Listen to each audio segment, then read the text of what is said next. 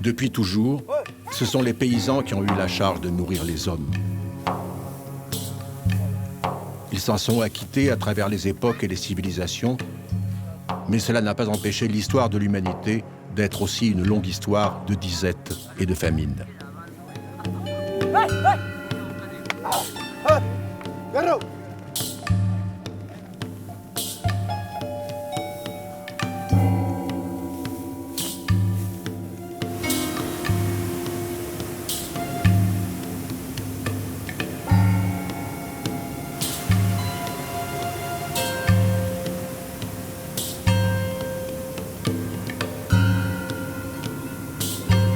Aujourd'hui encore, malgré le changement d'échelle d'une agriculture devenue industrielle, plus d'1 milliard d'hommes souffrent encore de la faim.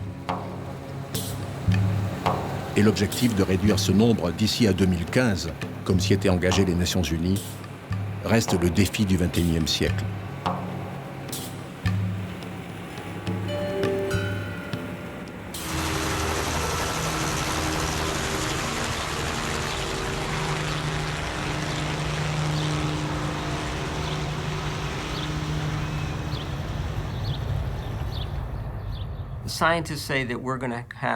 Les scientifiques disent que nous serons 9 milliards d'habitants sur la planète d'ici à 2050.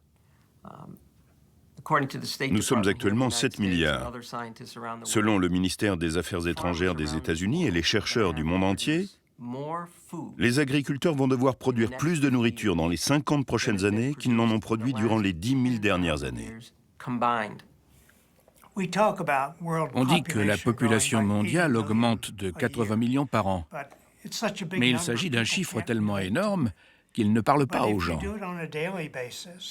80 millions de plus par an, cela fait 219 000 personnes de plus qui s'invitent à dîner chaque jour autour de la table. Et demain, il y en aura 219 000 de plus.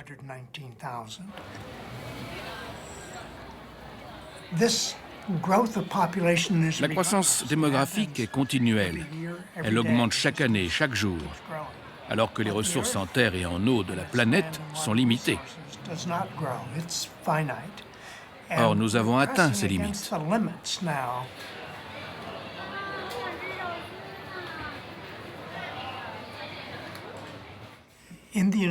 Aux États-Unis, nous récoltons près de 400 millions de tonnes de céréales par an. Et l'année dernière, 130 millions de tonnes ont été utilisées pour la production de carburant pour les voitures. Je pense que cela doit changer. Ce qui doit changer, c'est sans doute quelque chose du modèle agricole américain, devenu en quelques décennies celui de la plupart des pays développés. Piloté par les biotechnologies, il place en amont de la chaîne l'utilisation d'OGM et de semences à haut rendement, et il génère une production à vocation de plus en plus industrielle et de moins en moins alimentaire.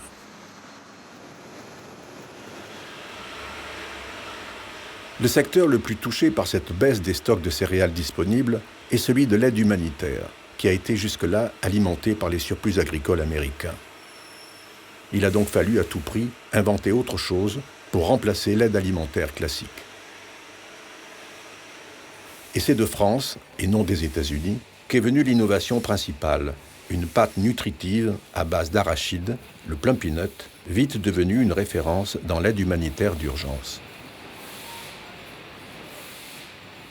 L'histoire du Plumpy Nut est le meilleur guide pour comprendre les mutations qui se jouent dans tout le secteur de l'aide alimentaire internationale.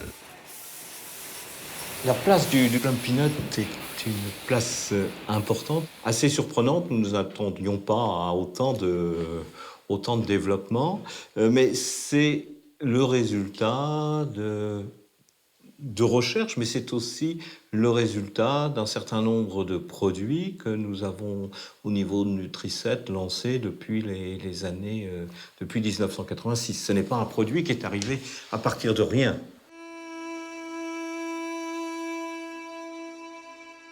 La grande famine qui avait frappé l'Éthiopie en 1984 et 1985 est restée comme une famine historique, parce qu'elle avait déclenché un immense mouvement de solidarité internationale. C'est d'elle que date la prise de conscience de l'ampleur du drame de la faim et de l'impuissance à le traiter sans de nouveaux moyens thérapeutiques et de prévention.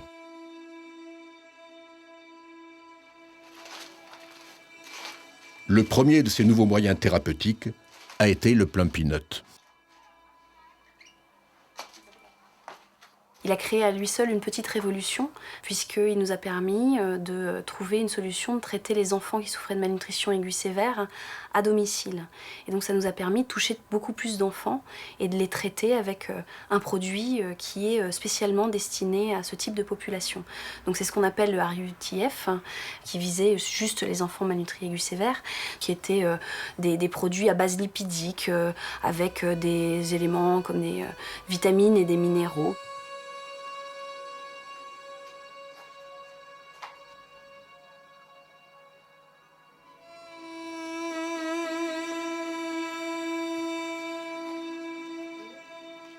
Nous avons déposé en 1997 un brevet sur ce produit, sans aucun problème, dans un certain nombre de pays.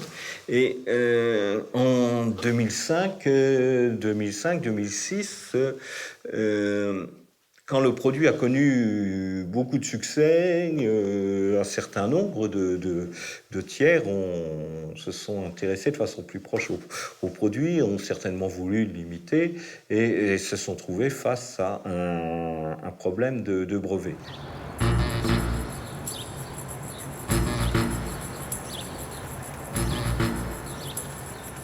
En 2009, deux ONG américaines, sans doute soutenues par de puissants intérêts financiers, ont déposé une plainte auprès de la Cour américaine pour essayer d'obtenir le droit de fabriquer le même produit.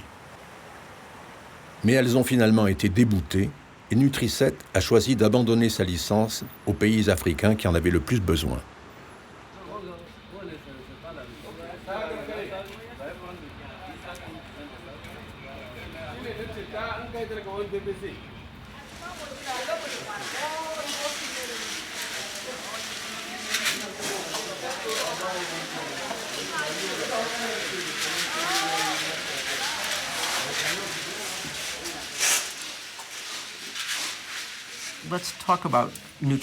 Parlons de Nutriset. Nutriset a été très généreuse avec ses brevets. Elle a autorisé des filiales dans toute l'Afrique. C'est le réseau Plumpy Field qui fabrique leurs produits sous licence. Ces produits sont donc cultivés en Afrique, fabriqués en Afrique et distribués ou vendus en Afrique. La tendance générale du programme Nourriture pour la paix aux États-Unis et les efforts de l'Europe et d'autres pays pour la sécurité alimentaire s'orientent de plus en plus vers des aliments enrichis en nutriments, en particulier pour les enfants et les tout-petits. Nous en avons besoin. Et la tendance est au remplacement des denrées de base au profit des aliments enrichis. Nutriset a vraiment été un pionnier dans ce domaine. Et ses recherches doivent être protégées. Ce ne serait que justice.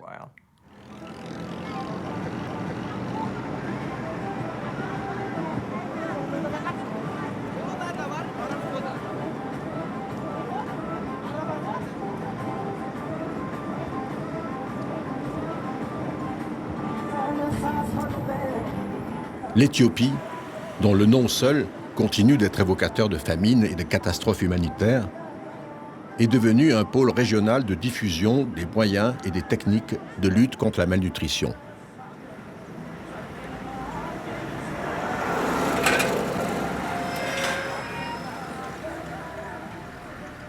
À Addis Abeba, l'usine Elina est en tout point comparable à l'usine mère de Normandie, même standard de production et de recherche, et même contrôle de qualité.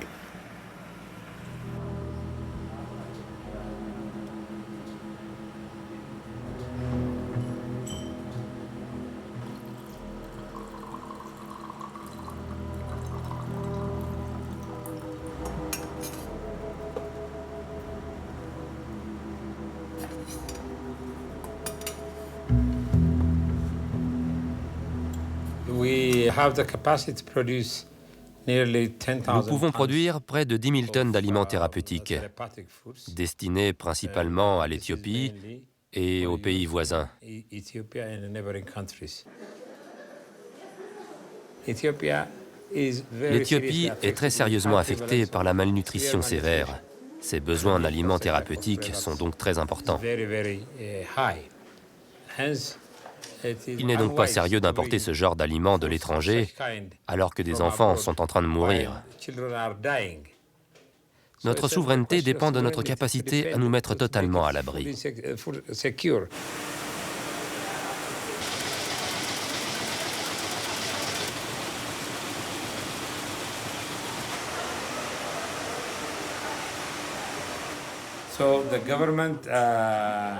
Le gouvernement sera donc approvisionné à travers le Programme alimentaire mondial, l'UNICEF et d'autres organisations internationales afin de distribuer les quantités requises.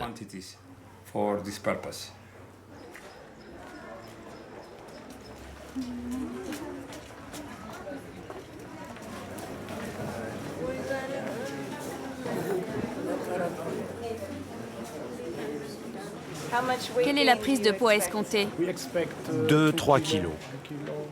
En un mois? 2 ou 3 kilos en un mois. Si le plum peanut est pris correctement en plus de la nourriture locale.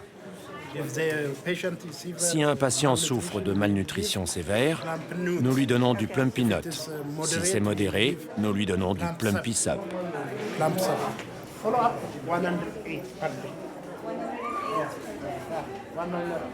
À Action contre la faim, lorsqu'on a vu cette prolifération de produits, c'est vrai qu'on l'a accueilli de manière extrêmement positive parce que c'était autant d'outils qui nous étaient apportés pour travailler. En revanche, on a été relativement inquiets de cette espèce de courant et d'engouement autour des produits. Alors pourquoi? Parce que nous, on pense que les produits, c'est une partie de la réponse. Et que, en fait, pour travailler sur la sous-nutrition, il va falloir déployer et développer différents types de réponses. Donc le fait simplement de leur distribuer un produit à un instant T, et souvent sur un court terme, ne va pas du tout répondre à ce besoin-là, qui est ce besoin d'accompagnement, de savoir quoi donner à son enfant et à quel moment.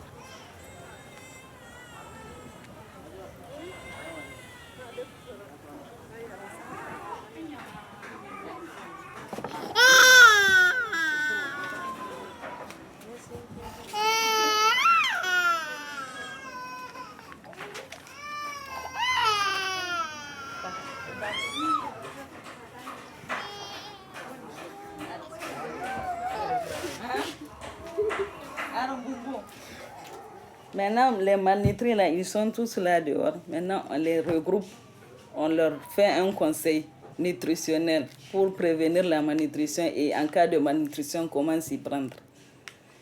Bon. Après, on leur montre comment donner le plum peanut et comment préparer la farine aussi.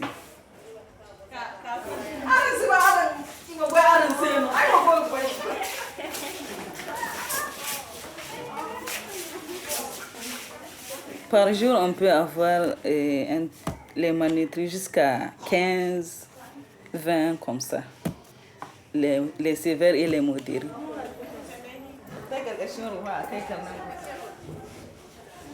À partir de 6 mois, là où l'enfant commence à prendre les aliments de complément, là aussi, il y a certaines femmes, faute de moyens, ils n'ont que le mil, la farine du mil et juste le riz. Donc, l'enfant ne peut pas avoir d'autres aliments, alimentation variée.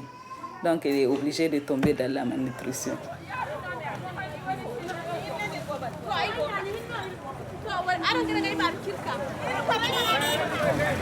Les 900 millions d'habitants de l'Afrique seront 2 milliards en 2050. Et à lui seul, le Niger passera de 16 millions d'habitants à 45 millions, toujours en 2050. Si nous devons nourrir la planète, les pays d'Afrique vont devoir devenir productifs. La plupart des terres agricoles non exploitées sont en Afrique. La plupart des terres sous-exploitées sont en Afrique. Si nous voulons assurer la sécurité alimentaire mondiale, nous devons assurer la sécurité alimentaire africaine. Il n'y a pas de bénéfice. Apprendre aux gens à cultiver leur propre nourriture, s'assurer qu'ils ont de quoi nourrir leur famille, cela ne rapporte d'argent à personne. Il faut lutter contre la dénutrition infantile. Que peut-on faire? On peut leur donner du plum peanut et des vitamines, ce qui résoudra les problèmes immédiats. Mais si on n'investit pas d'argent, de compétences et d'assistance pour les amener à cultiver leur nourriture et à devenir autosuffisants, l'entreprise est condamnée à long terme. Mais il n'y a pas de bénéfice pour les pays donateurs. Nous devons reconnaître que les produits ne seront jamais la seule réponse au problème. Le problème de l'insécurité alimentaire implique toute une logistique. Les agriculteurs, les réseaux de distribution, l'accès au financement et à l'économie. Nous ne pouvons pas résoudre le problème avec un produit. Ces produits font partie de la solution. Ils ne sont pas la solution.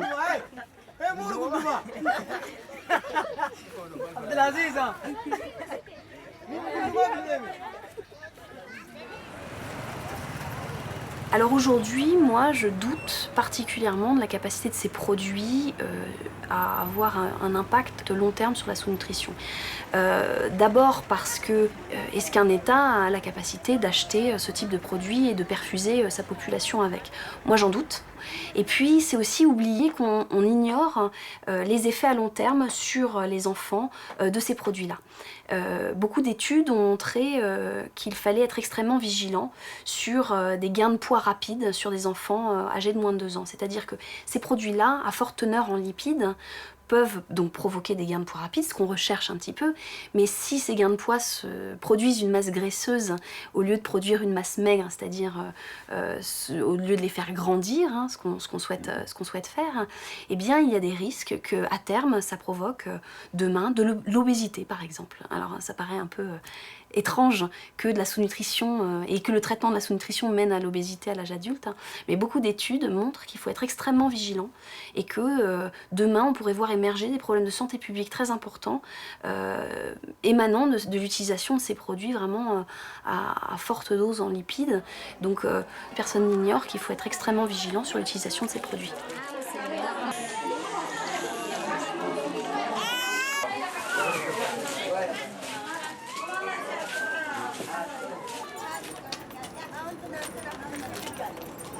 Le traitement thérapeutique de la malnutrition aiguë est une chose, avec ses succès et ses limites. Mais à long terme, la question qui se pose est celle de la sous-nutrition de populations entières. Le chemin qui s'ouvre pour la traiter est cette fois celui du complément ajouté à de la nourriture ordinaire. C'est la distribution de cette nourriture supplémentée à grande échelle qui est le nouvel enjeu économique et qui modifie tout le paysage de l'industrie agroalimentaire.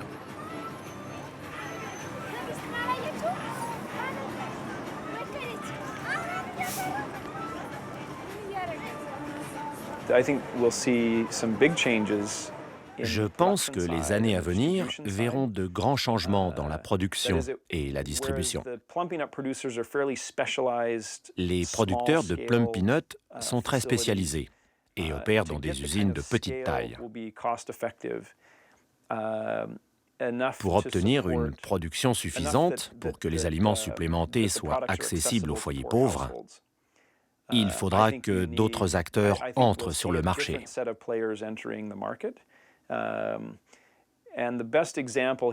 L'Afrique rurale est le meilleur exemple. On y voit des cubes Maggi et des produits Nestlé dans les endroits les plus reculés.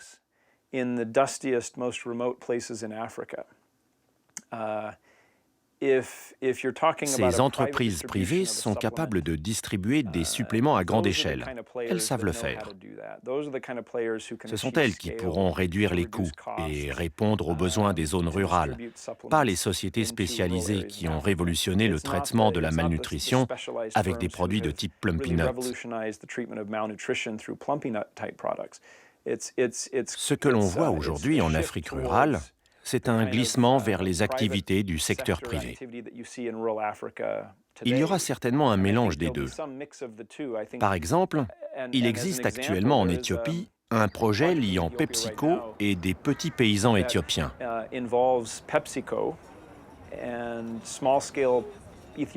Ces derniers ont des contrats pour produire des pois chiches pour un RUTF, c'est-à-dire un produit thérapeutique prêt à l'emploi. Mais c'est PepsiCo qui structure toute la chaîne. Ils ont organisé le marché, de la production dans les champs, au traitement et à la distribution. Ils entreront dans le secteur s'ils y voient un marché viable.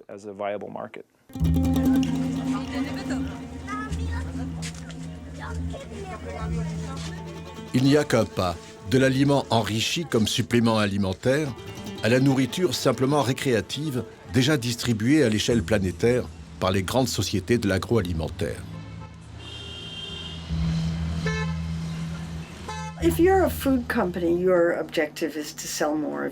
Si vous êtes une société agroalimentaire, votre objectif est de vendre le plus possible de vos produits, quels qu'ils soient. Si vous êtes Coca-Cola ou PepsiCo, fabricant de boissons et de snacks en tout genre, l'Inde compte plus d'1 milliard d'habitants. L'immense majorité n'a pas beaucoup d'argent, mais assez pour acheter un Coca, un Pepsi ou un Anka de temps en temps. Et c'est valable pour toutes les entreprises qui s'installent là-bas. Aux États-Unis, la vente de boissons non alcoolisées est en baisse depuis 10 ou 15 ans, et cela continue. Si les sociétés veulent continuer à atteindre les mêmes recettes, elles doivent trouver de nouveaux produits qui se vendent aux États-Unis ou de nouveaux marchés. Elles se dirigent donc toutes vers l'Asie, l'Afrique, l'Inde et leur bassin de population.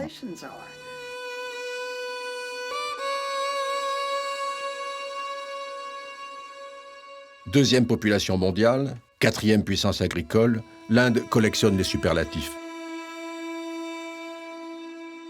Et si elle n'arrive pas à nourrir la moitié de sa population, elle représente un gisement idéal pour l'invasion de l'ersatz de nourriture que l'on appelle la junk food.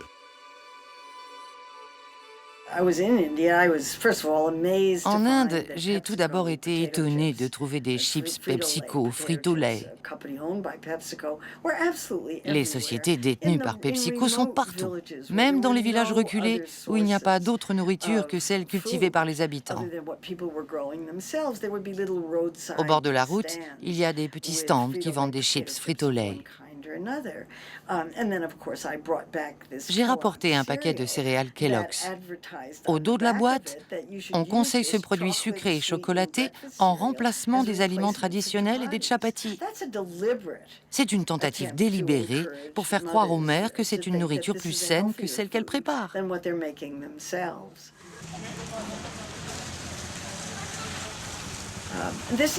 Il ne s'agit pas de santé, mais de commerce.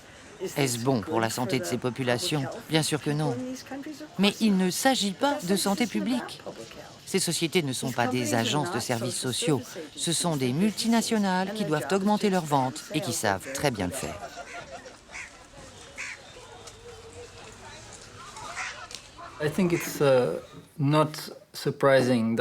Il n'est pas surprenant que les États les plus pauvres, les moins gouvernés, ceux où les gens ne se font pas entendre, soient aussi ceux visés par ces intérêts commerciaux. Si vous avez beaucoup d'argent et de relations, vous pouvez convaincre des bureaucrates là-bas d'adopter ce genre de projet inapproprié. Vous devrez peut-être les soudoyer, mais personne ne tirera la sonnette d'alarme. Il n'est donc pas étonnant que ces pratiques soient très répandues dans les pays pauvres.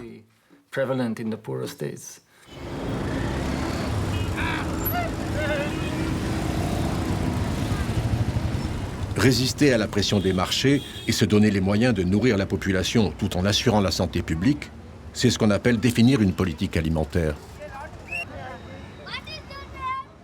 Mais il n'y a pas de politique alimentaire sans politique agricole. Et c'est la mauvaise articulation entre les deux qui est au cœur de tous les drames de la sous-alimentation dans le monde.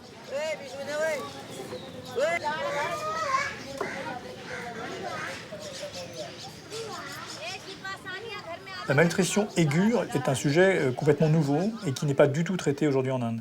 On a eu une déclaration du Premier ministre Manmohan Singh il y a quelques années qui déclarait que cette malnutrition aiguë était la honte de l'Inde moderne et qu'il fallait traiter ce problème de fond.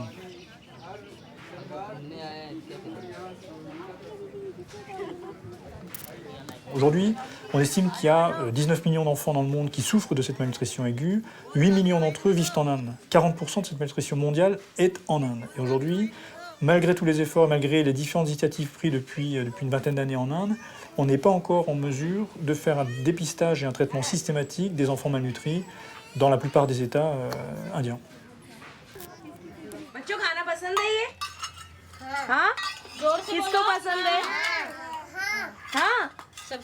सबसे अच्छा क्या लगता है बताओ हलवा खिचड़ी या नमकीन दलिया मीठा दलिया बताओ मुझे खिचड़ी अच्छा लगता है उसको सारी चीजें पसंद है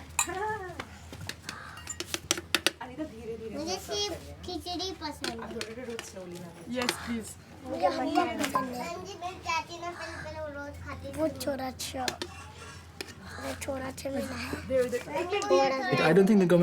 Je ne pense pas que le gouvernement vise à être un État-providence. Il est sous pression et doit répondre à d'autres types de demandes. Depuis des siècles, la société indienne s'est appliquée à être au service d'une minorité très privilégiée. L'Inde prend donc un tournant historique, passer d'une société dévouée à une minorité privilégiée, composée surtout d'hommes de caste élevée, à une société plus démocratique dans laquelle l'individu importe et où il existe une forme d'égalité. La protection contre la faim, l'accès aux soins, à l'éducation, aux installations sanitaires, des choses auxquelles chacun a droit.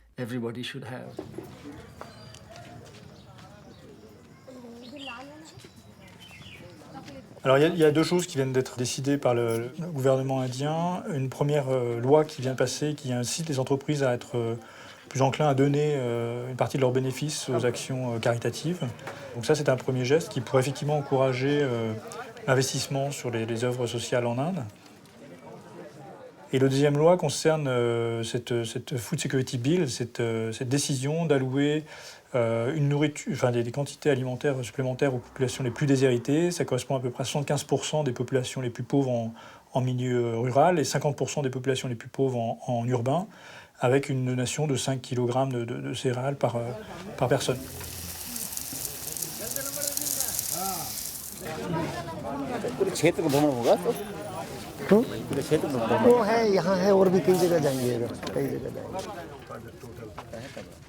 Et ce que l'on sait, c'est qu'aujourd'hui, malheureusement, l'ensemble de ces aides allouées aux populations indiennes sont en grande partie englouties par le coût de la mise en place des projets. On estime que plus de 50%, notamment des programmes de distribution, sont consommés par leur propre fonctionnement.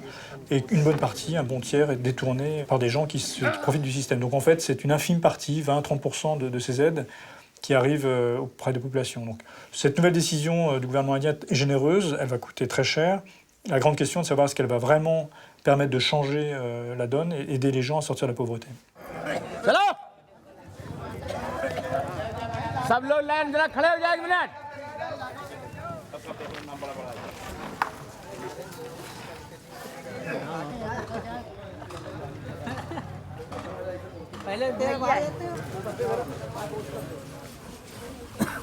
दारू मंगाओ या समोसा का भला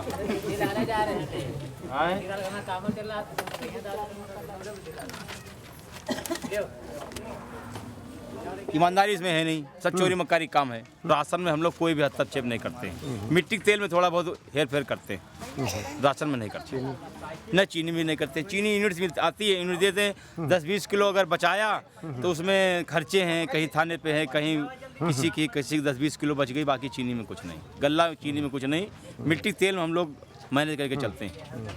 फ्रांस 24 channel, France 24 ये फ्रेंच में भी होता है, इंग्लिश में भी होता है।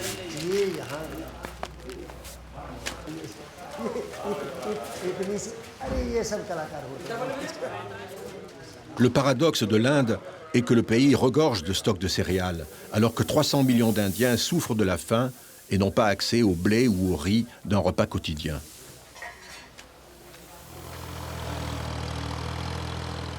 C'est un effet à long terme du grand mouvement qui a transformé le pays et son économie agricole depuis les années 60.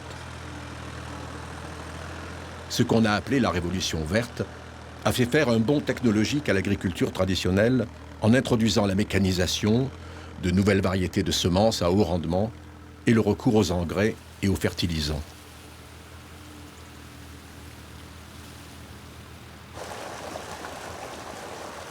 Avec la modernité plus l'irrigation, l'Inde est devenue en quelques années non seulement autosuffisante, mais exportatrice de céréales. Elle a multiplié par 10 sa production de blé et par 3 sa production de riz.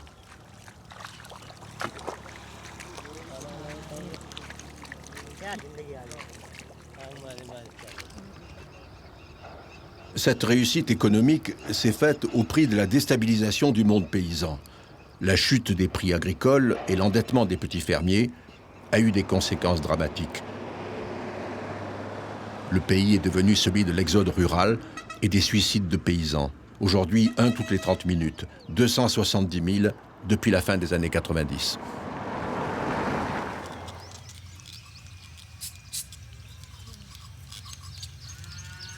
Ce sont aussi ces petits paysans que vient défendre à Bruxelles une militante indienne qui milite pour une autre révolution verte, doublement verte celle-là, à l'occasion d'un débat sur un projet de loi européen limitant la liberté d'accès aux semences. Je travaille comme activiste et comme scientifique depuis 40 ans.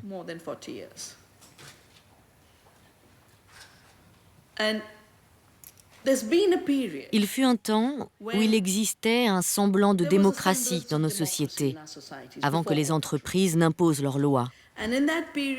Et cela fonctionnait. Vous pouviez à la fois couper des arbres et être un défenseur des arbres. Vous pouviez chasser les baleines et être un défenseur des baleines.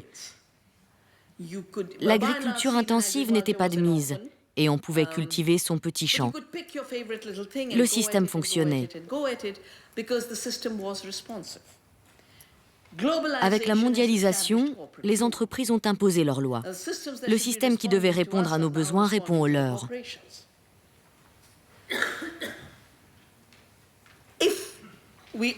En soi, c'est déjà accablant. Mais nous affrontons le plus grand défi de l'humanité.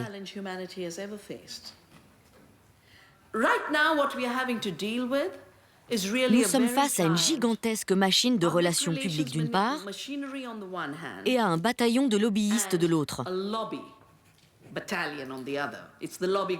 Le groupe de lobbyistes est ici, alors que la machine de relations publiques est partout. Et ils disent tous la même chose. Nous devons vraiment réfléchir. Nous pouvons envoyer des messages via leurs médias sociaux. Il y a plusieurs messages simples. Ce n'est pas un système alimentaire. 70% de la nourriture vient des petites exploitations. 75% de la destruction de la planète est causée par l'agriculture industrielle. Qu'il s'agisse d'impératifs écologiques ou du besoin de produire plus de nourriture, l'agriculture écologique est la solution. Nous le faisons déjà sur nos exploitations. Il y a une demande. De jeunes banquiers ou ingénieurs informatiques veulent faire de l'agriculture. Ce que nous proposons ici, ce sont des objectifs de diversification. Chaque petit agriculteur veut se diversifier. Des objectifs de qualité qui incluent le goût, la saveur, la nutrition, et des objectifs de résilience afin de gérer les changements climatiques.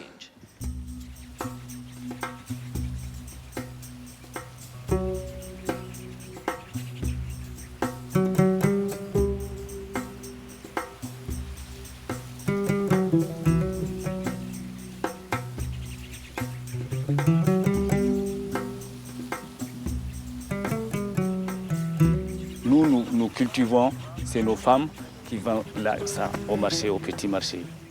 On fait tout. On fait tout. Le maraîchage, c'est nous. Si tu viens ici, tu vas trouver n'importe quelle sorte comment dirais-je, de maraîcher. Que ce soit la carotte, la tomate, laitue, la pomme de terre, l'arachide. Tout on met ici, le gombo, pastèque, melon, on fait tout ici. C'est la coopérative maraîchère de Gamkali. C'est une place qu'on a héritée. Nos anciens pères, ce sont eux qui ont commencé à faire le maraîchage là. Moi, je peux dire que j'ai trouvé mon grand-père en train de faire le maraîcher, mon père a fait le maraîcher, et me voilà, je suis là-dedans. J'ai mes fils aussi qui me suivent, qui continuent à le faire. Nous, On n'a pas de champs, on n'a rien. On fait seulement uniquement le maraîchage, à toute saison.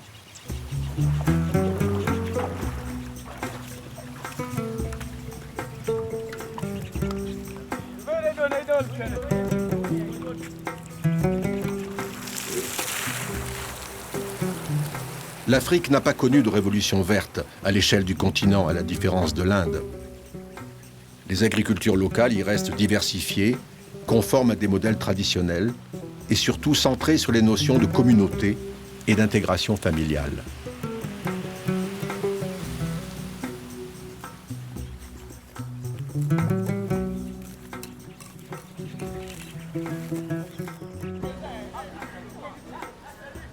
Le Niger est un bon exemple d'effort pour définir une politique agricole qui soit en même temps une politique alimentaire au service de la population. Que les Nigériens nourrissent les Nigériens est le mot d'ordre de cette politique, que célèbre une fête civique comme la fête du lait. Le rôle de la plateforme, c'est de voir en quoi ces textes de loi, ces décrets, ces arrêtés, ces projets, ces programmes prennent en compte les préoccupations des producteurs et se positionnent par rapport à ça. Il faut qu'on se nourrisse. C'est l'affirmation de la volonté de l'État de faire de l'agriculture notre cheval de bataille.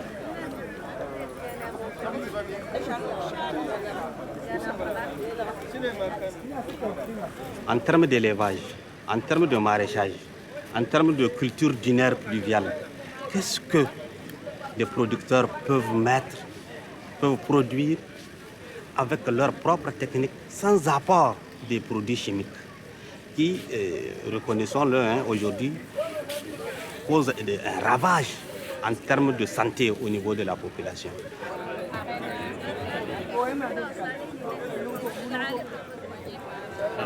Est-ce que le lait produit ici chez nous qu'on vend à moins de 500 francs le litre, est-ce qu'il n'est pas 10-15 fois plus riche que les poudres de lait importées?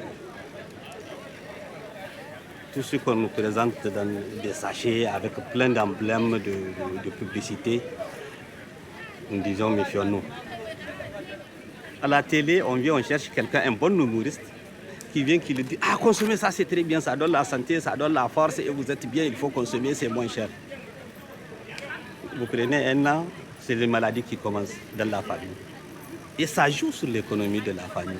Si sur l'étalage, vous l'achetez moins cher, après un an de consommation, ce que vous allez payer à la pharmacie, dans les centres de soins, pour recouvrer la santé de la famille, mais ça va vous revenir 2, 3, 4 fois plus cher. Mais lorsque vous mangez le chou local, le lait local, les moringas, tout ce qu'on produit dans nos jardins et tout ça là, difficilement vous avez le diabète, difficilement vous avez les tensions et autres. Vous êtes à l'abri de tout ça.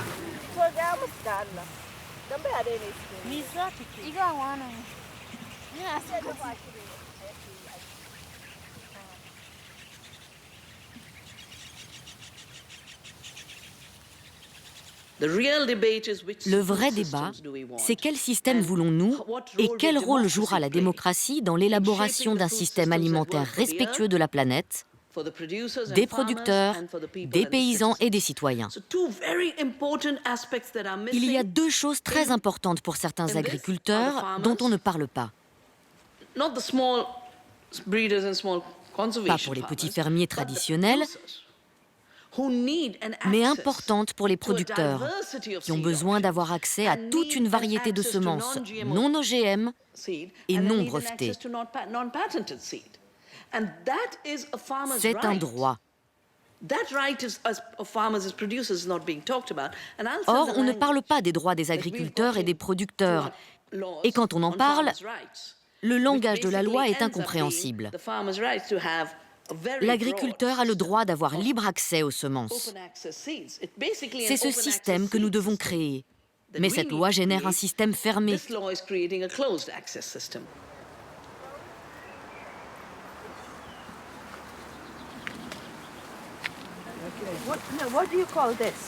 Comment ça s'appelle?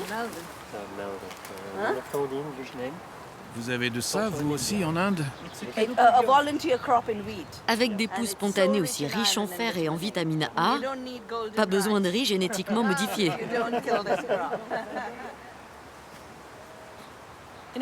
Je suis physicienne quantique. Et si je ne fais plus de théorie quantique aujourd'hui, c'est à cause des mensonges des multinationales qui prétendent que leur type d'agriculture nourrit la planète. Alors que c'est ce mode d'agriculture qui fournit près de 75% des stocks de nourriture. En 2013, d'après l'Organisation des Nations Unies pour l'alimentation et l'agriculture, 72% de la nourriture provenait des petites exploitations, sans compter les jardins qui ne rentrent pas dans les statistiques. Avec les jardins, c'est plus de 75% de la nourriture qui provient de ce type de ferme. L'agriculture industrielle n'en produit que 25%. C'est de la mauvaise nourriture qui rend les gens malades à cause des toxines. Quant aux performances des techniques de la génétique et à la croissance du maïs et du soja, seuls 10% de ces cultures sont utilisées pour l'alimentation humaine. Le reste sert à la fabrication de sirop de fructose pour les sodas, de biocarburants et d'alimentation pour les animaux qu'en plus on maltraite. Un système à 10% ne peut pas prétendre nourrir la planète. Il ne fait que l'empoisonner. Les vrais systèmes sont les fermes comme celle-ci. Nous devons les développer partout. Il faut cultiver local, écologique et diversifié.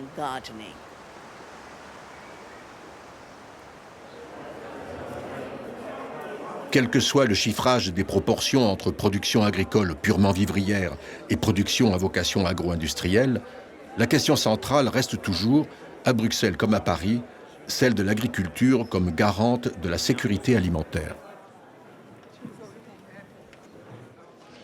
Quand on fait de la sécurité alimentaire, en tout cas pour l'Union européenne, notre objectif est toujours d'améliorer la situation nutritionnelle des populations. L'agriculture est une des pistes. Et gardons en tête que pour l'Afrique, 60% de l'emploi, c'est l'agriculture aujourd'hui.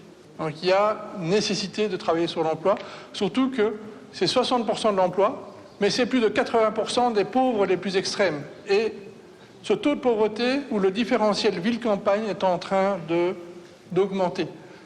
Un dernier point qu'on a également mentionné durant différentes présentations de ce matin, c'est que la nutrition, c'est également un problème de résilience. Et qu'aujourd'hui, la population rurale est beaucoup plus exposée que la population urbaine. Elle est exposée aux fluctuations des prix agricoles, on en a parlé ce matin. Elle est exposée aux aléas climatiques, la sécheresse, les inondations. Tout ça, ce sont des choses qui impactent l'entièreté de l'économie d'un pays en voie de développement, mais beaucoup plus la population rurale. Ce qui explique aussi le pourquoi il y a une attention particulière sur l'agriculture. Et enfin, rappelons qu'aujourd'hui, le déficit en termes de denrées alimentaires des pays les plus pauvres n'arrête pas de grandir et que c'est simplement, pour un certain nombre de pays, une question de survie économique. Pour l'Afrique subsaharienne, qui fait l'objet d'études plus importantes, ce déficit a été multiplié par 4 en 10 ans. Il est passé de 10 milliards de dollars à 40 milliards de dollars par an. C'est un montant très significatif qui dépasse largement l'aide au développement qu'on peut donner pour compenser ce déficit. Merci. Il nous reste à peine 10 minutes. Alors, je vous demande d'être bref. Je crois que quelqu'un a une question. Ouais, merci. Albert, UNICEF Mali. Ma question, c'est sur l'hypothèque des terres africaines actuellement par les secteurs privés qui les achètent, les terres agricoles, qui fait que, comme on est en train de les hypothéquer aujourd'hui, on prépare la fin de demain. Donc, les paysans africains, hier, on a dit qu'il fallait travailler sur l'agriculture vivrière pour nourrir les familles, mais en même temps, on est en train d'assister à la vente des terres agricoles africaines à des multitudes d'entreprises. Donc, on est en train d'hypothéquer la terre de paysans. On va assister bientôt à la chasse des paysans sur leurs terres. Et comme nous avons les parlementaires dans la salle et que nous avons nos ministres dans la salle, quelle est la perspective de gestion entre cet achat que les privés font et l'intérêt national qui est d'assurer quand même la production pour les générations futures sur leurs propriétaires.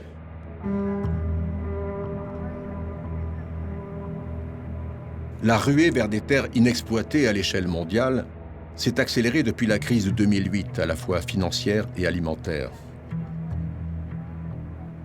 Des pays comme la Chine, la Corée du Sud, la Russie ou l'Arabie saoudite ne cessent d'acheter ou de louer les terres agricoles qui leur manquent. Les banques new-yorkaises achètent des terres non pas pour les cultiver, ces gens-là n'ont pas la moindre notion d'agriculture, mais pour investir. Ils savent que le prix des terres augmente. Ces 7 dernières années, le prix des terres dans le monde a doublé, d'après le Dow Jones, qui est la référence pour estimer la valeur des actifs. La terre est en train de devenir un actif rare, tout comme l'eau, qui devient encore plus rare. La terre, c'est le nouvel or. La nourriture, le nouveau pétrole. Qu'il s'agisse d'or ou de pétrole, les nouveaux gisements sont aujourd'hui au fond des éprouvettes des chercheurs qui travaillent à inventer ou à réinventer l'alimentation du futur.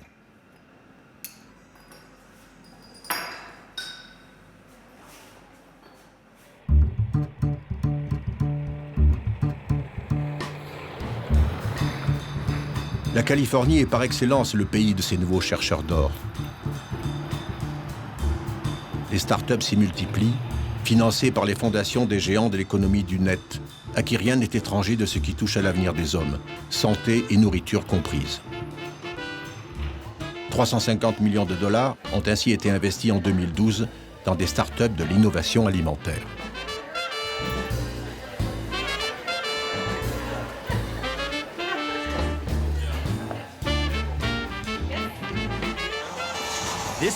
Cette bande de jeunes chercheurs gastronomes a découvert un moyen d'utiliser des plantes pour remplacer l'œuf en cuisine.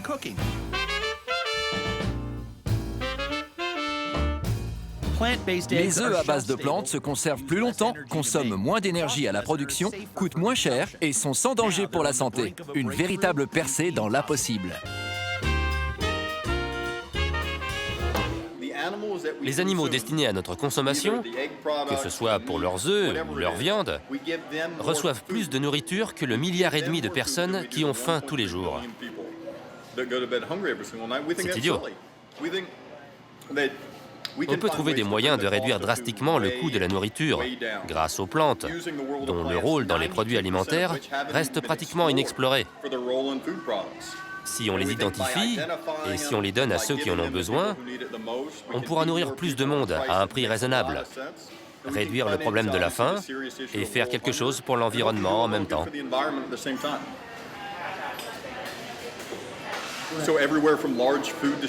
Nous voulons distribuer notre produit partout, en Afrique de l'Ouest, du Sud, aux grandes entreprises chinoises, aux grands conglomérats d'Amérique latine. Nous sommes en négociation avec eux, ainsi qu'avec des agences comme USAID ou le Programme alimentaire mondial, pour pouvoir expédier notre produit à ceux qui en ont le plus besoin.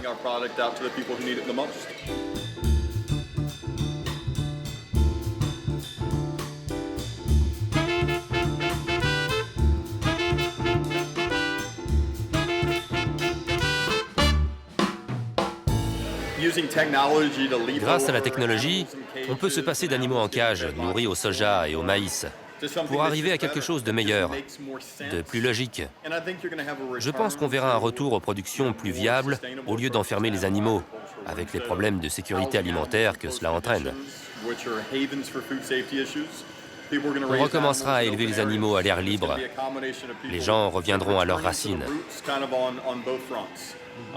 Mon travail vise à améliorer la situation grâce à des technologies durables.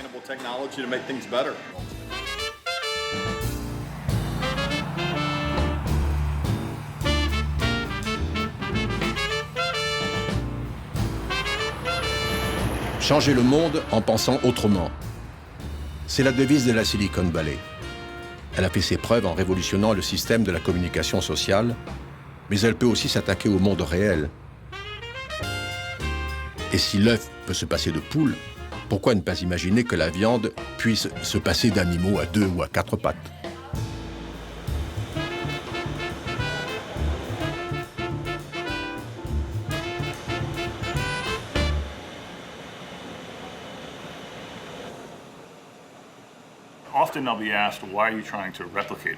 On nous demande souvent pourquoi on tente d'imiter la viande au lieu d'inciter les gens simplement à manger des protéines d'origine végétale. Je n'arrête pas d'y penser. C'est que l'habitude de la viande est culturelle. Elle est profondément ancrée dans l'histoire de notre évolution.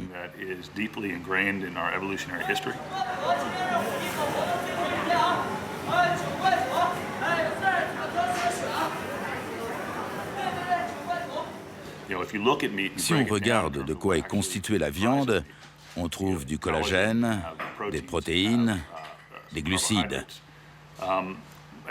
En fin de compte, si ça a le goût de la viande, que ça apporte la même valeur nutritionnelle et que ça peut être utilisé de la même manière, qui se soucie de l'origine des acides aminés?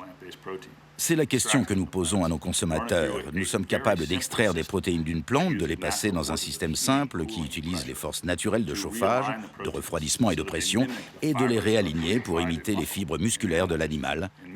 Et nous le présentons aux consommateurs sous forme de poulet ou de bœuf.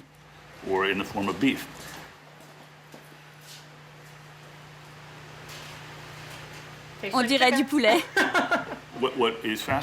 Ce que je trouve fascinant au niveau international, c'est qu'on commence à peine à faire des expériences avec plusieurs plantes dont on peut extraire les protéines.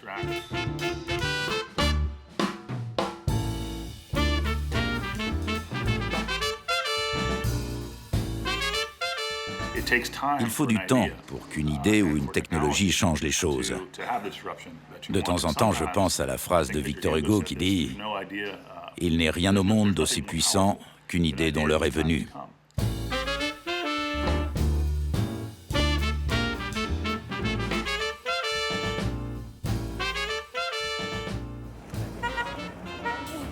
Une idée peut être à son heure en Californie et ne pas l'être en Afrique.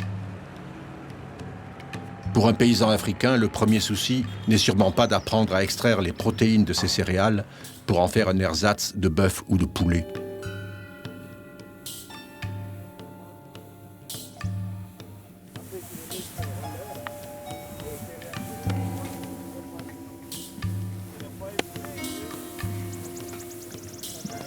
እዚህ ሆነን ይሄ ፖል ከቆመልን 2 ዓመታችን ነው። እስካሁን ድረስ ማብራት ያልገባልን ምን መንገድ ላይ ሆነን ምንም አላየነው የኛ እንጂ ገበሬ አሁን አልሞትም። ለምን እርሻ ሞተር ገዝቶ እንትን ወንዝ ላይ እየተከለ በእንትን እየተጠቀመ ነው በሞተር። በቃ በአሁኑ ጊዜ አታክልት ብዙ አለ፣ ግን ገበሬ እንትን ይለፋል። በዚህ ወጪ ነው ምን አረጋው? እድገት የለም ወደ ታች ነው። Il n'y a pas que le manque d'électricité ou de moyens de transport. Il y a aussi le prix des engrais, les menaces du changement climatique, la dégradation de l'environnement et tout simplement ce qu'on appelle la pauvreté. Et quand la pauvreté s'aggrave encore, il ne reste plus aux paysans qu'à devenir un migrant dans son propre pays, comme il y en a aujourd'hui 750 millions dans le monde.